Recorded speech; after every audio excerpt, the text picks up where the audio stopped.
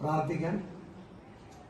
അപ്പൊ പ്രാർത്ഥിക്കുമ്പോ കുടുംബാംഗങ്ങൾ എല്ലാരും ചേർന്നിരുന്ന് പ്രാർത്ഥിക്കണം കേട്ടോ. വീട്ടിൽ ആരൊക്കെയാ ഉള്ളത്?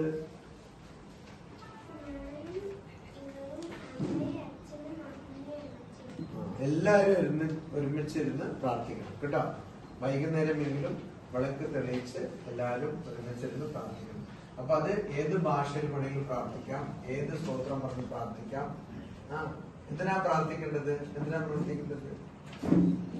ബിടെക് എന്തായിരുന്നു? എന്തിനാ പ്രാർത്ഥിക്കേണ്ടത്? മനസ്സിനെ വൃത്തിയാക്കാൻ വേണ്ടി. എന്തിനാ പ്രാർത്ഥിക്കേണ്ടത്? മനസ്സിനെ വൃത്തിയാക്കാൻ വേണ്ടി. ഇപ്പൊ നമ്മൾ കുളിക്കുന്നില്ലേ? ശരീരം വൃത്തിയാക്കാൻ വേണ്ടി. അലക്കുന്നില്ലേ തുണിയൊക്കെ? തുണി വൃത്തിയാക്കാൻ വേണ്ടി.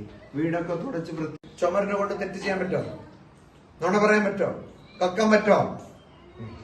മനുഷ്യൻ ചിലപ്പോ നുണ പറഞ്ഞു പോവും. നുണ പറയുന്നത് ശരിയല്ല, പക്ഷെ ചിലപ്പോ തെറ്റുപറ്റിപ്പോവും, ചിലപ്പോ കട്ടുപോകും. അതും ശരിയല്ല, അത് അപരാധമാണ്. പക്ഷെ മനുഷ്യനെ മഹാനാകാൻ പറ്റും. ചുമരിന് മഹാനാകാൻ പറ്റും.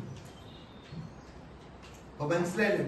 അപ്പൊ ഈ അറിയാത്തത് കൊണ്ടാണ് മാഷിന്റെ ചോദ്യത്തിന് ഉത്തരം ഇതാണ്. ആധ്യാത്മികത യഥാർത്ഥത്തിൽ